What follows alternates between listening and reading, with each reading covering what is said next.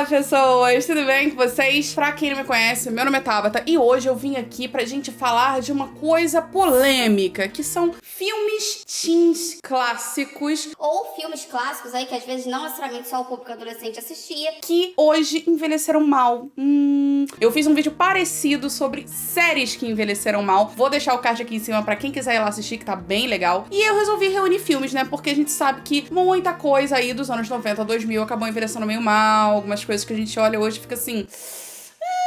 Então, vim reunir alguns desses aqui pra vocês e dizer por que eles envelheceram mal pra quem não lembra, né? Antes de eu começar a falar, eu já vou pedir pra você se inscrever aqui no canal e deixar o seu like, porque ajuda muito o vídeo a ser entregue pra mais pessoas e ajuda muito no meu trabalho no geral. E aproveita e manda esse vídeo pra aquele seu amigo fã de filmes adolescentes, porque eu sei que tem muita gente daqui que me assiste que nunca viu esses filmes. E não é porque eles envelheceram mal que vocês não tem que ver, pois, como o próprio nome do título já diz, são filmes clássicos. Então, assim, tem que ver, tá? Teve uns ali que não são nem do meu tempo e eu vi do mesmo jeito. Então, vamos falar deles. O primeiro que eu quero falar, eu assisti recentemente aí na internet, porque nem todos desses aqui estão aí em streams, então vocês que lutem pra achar, que é Todas contra John. Gente, esse filme, se você aí cresceu nos anos 2000, você com certeza lembra dele, porque primeiro que o elenco já era um evento, né, gente? A gente sabia que tinham meninas ali que todo mundo conhecia. Aliás, todo mundo desse filme era muito famoso naquela época, né? Porque a galera era famosa e fazia o mesmo tipo de filme eternamente. Então a gente tinha a Brittany Snow, com certeza você já viu alguma coisa com ela. Hoje em dia ela é muito lembrada por Pitch Perfect, né? Então a gente teve a Sophia Bush, que estava famosíssima na época por conta de One Tree Hill. A gente teve a Ashanti, a cantora Ashanti, gente, o auge. Quem nunca ouviu essa música aqui?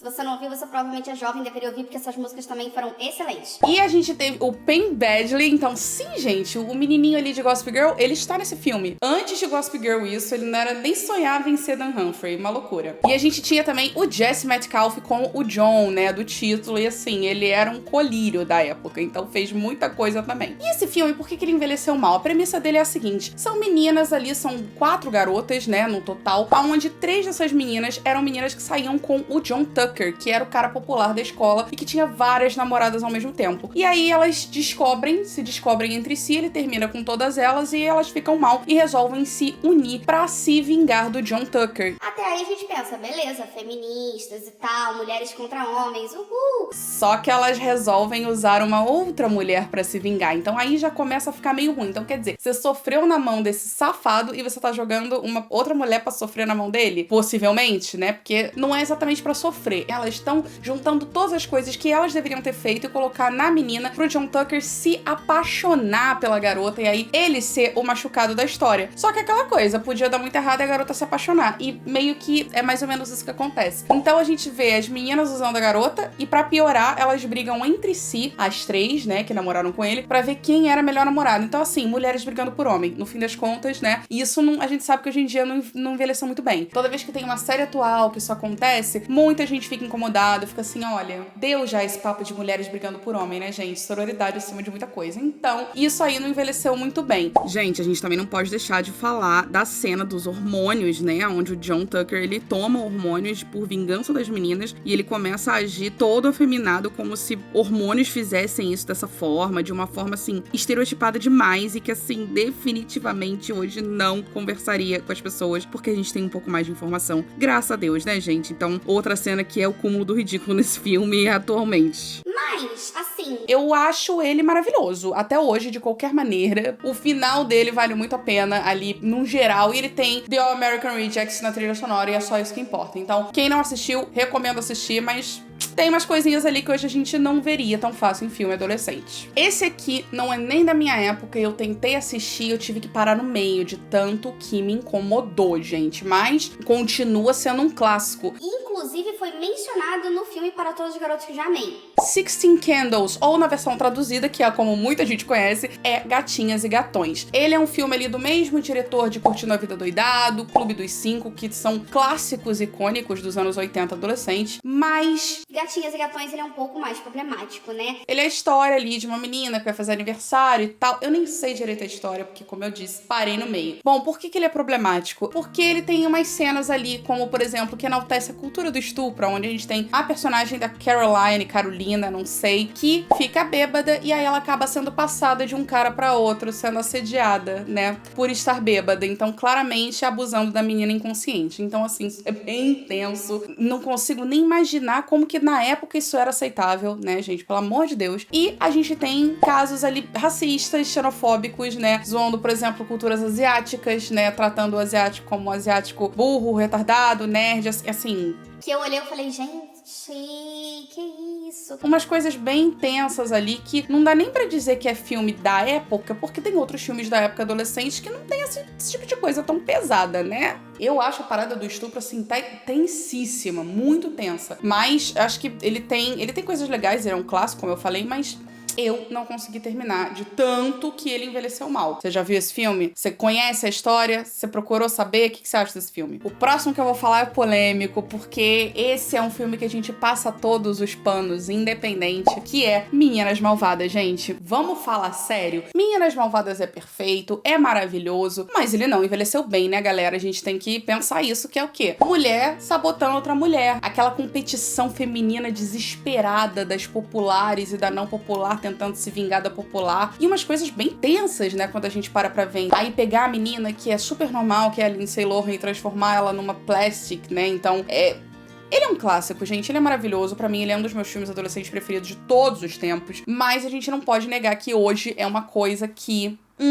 né, meio complicado, aquela competição toda feminina, uma passando por cima da outra, de novo brigando por conta de homem, né, o Aaron Samuels era o rei da escola, então ele envelheceu um pouco mal, né, entre outras coisas. Na época, ele era um retrato bem fiel de muita coisa que existia e acontecia nas escolas americanas, por isso ele virou um grande sucesso, mas assim, tudo bom, né? Então... Envelheceu mal? Envelheceu mal. Mas a gente continua passando pano porque sim, né, gente? Meninas Malvadas, assim, tá num outro patamar, mas a gente tem que saber reconhecer os problemas, que realmente... Esse aqui, eu ia colocar eles separados pra falar dos dois, mas os dois entram na mesma categoria do porquê que é problemático pra mim, porém, um com mais problemáticas do que outros. Estou falando de Ela é Demais e 10 Coisas que Eu Odeio em Você. Por que que os dois entraram meio que juntos aqui? Porque os dois têm uma aposta. Todos os dois têm a famosa aposta de o cara que vai pegar a menina esquisita da escola, etc., tratando a mulher como um objeto, né? Isso não é uma coisa muito legal da gente ver, principalmente hoje em dia. Nem na época era legal, mas, né?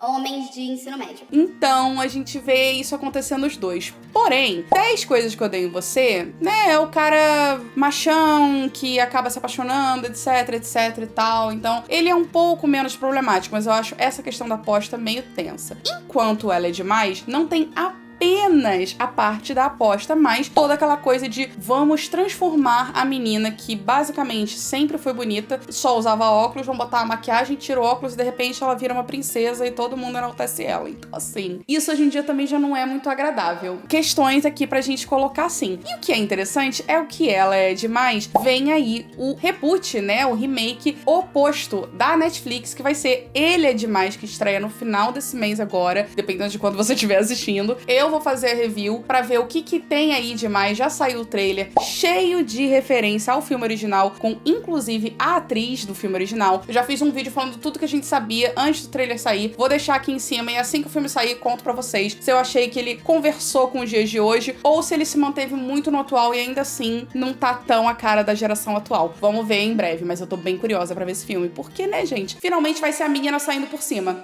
Em algum momento, né, gente? Obrigada. E o último que eu queria colocar aqui, não exatamente ele é um filme problemático, né? Mas ele tem algumas coisas que eu olho e fico assim, então, que é o quê? Nunca Fui Beijada, é um clássico, eu sou apaixonada por esse filme, assim, eu amo demais, que é com a Drew Barrymore, então ele é um clássico do final dos anos 90, início dos anos 2000, quem nunca viu, por favor, veja, é incrível. E ele conta a história de uma menina que passou a adolescência toda sofrendo bullying, porque ela era feia, usava óculos e aparelho, né? Que aparentemente ser feia, usar óculos e aparelho. E tem muitos traumas por causa disso, mas hoje ela é uma jornalista de sucesso que trabalha num jornal, numa revista, não me lembro, e ela acaba ganhando uma matéria séria, onde ela tem que voltar na escola dela, que ela sofreu bullying, pra saber como é que estão os adolescentes nos dias atuais. E aí, nisso que ela volta meio que em disfarce de uma adolescente de 16 anos, e ela tem ali seus 20 e pouquinhos hoje em dia, e aí ela volta ali pra ver como é que é e fazer esse estudo de como é que estão os adolescentes. E aí ela passa por todos os demônios dela, eu não consigo nem imaginar o que é, porque só de pensar em voltar no meu colégio onde eu sofri bullying, meu Deus do céu, nesse quesito me dá um nervoso. E por que é problemático? Primeiro que é uma adulta se passando por adolescente, né? Já é uma coisa que assim,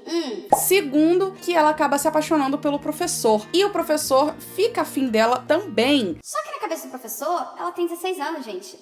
Tudo bom? Então é tipo Juno. A Juno engravida e o cara que vai adotar o filho dela dá em cima dela e ela tem 16 anos. Quer dizer, né? Tudo bem que Juno é um pouco pior até por conta disso, mas na cabeça do professor ele também, né, tá dando em cima de uma menina de 16 anos. Então, acho isso tenso. Sem contar toda a questão ali também dela ter que mudar a aparência dela, parecer mais descolada pra ser popular, né? Então, é aquela coisa, ela tem que mudar quem ela é pra ela poder ser alguém, mesmo que seja por um trabalho. Faz sentido? Então, eu não acho que isso conversa muito bem, não. Claro, assim, tem muitos outros filmes problemáticos aí que a gente conhece também, mas que ainda assim a mensagem geral do filme não é tão problemática e não envelheceu tão mal como esses que eu falei aqui. Por isso que eu reuni só esses que tem algumas coisinhas. Eu acho que o pior disparado é Sixteen Candles, Gatinhas e Gatões, então... Mas a gente tem outros aí que a gente pode falar de algumas coisas problemáticas e eu quis reunir também filmes adolescentes, né? Eu não reuni comédias românticas como A Verdade Nua e Crua, essas coisas assim, que já é um público mais jovem adulto também. Se vocês quiserem, já dei aqui um spoiler de qual eu colocaria nessa lista de comédias românticas que não envelheceram bem. Comenta aqui bastante que eu faço esse vídeo pra vocês. Só comédias românticas dos anos 2000 que ficaram meio zoadas hoje em dia. Que, ó, tem bastante, tá? Muito mais do que filme adolescente. Eu espero que vocês tenham gostado desse vídeo. Foi um vídeo mais rapidinho, porque, né, como eu disse, alguns poucos detalhes. Eu quero saber qual desses filmes vocês já viram ou já ouviram falar e qual vocês ficaram intrigados com a treta ou mais chocados. Com certeza vai ser Gatinhas e Gatões. Mas, de qualquer forma, eu quero saber. Vamos conversar aqui nos comentários. Então é isso.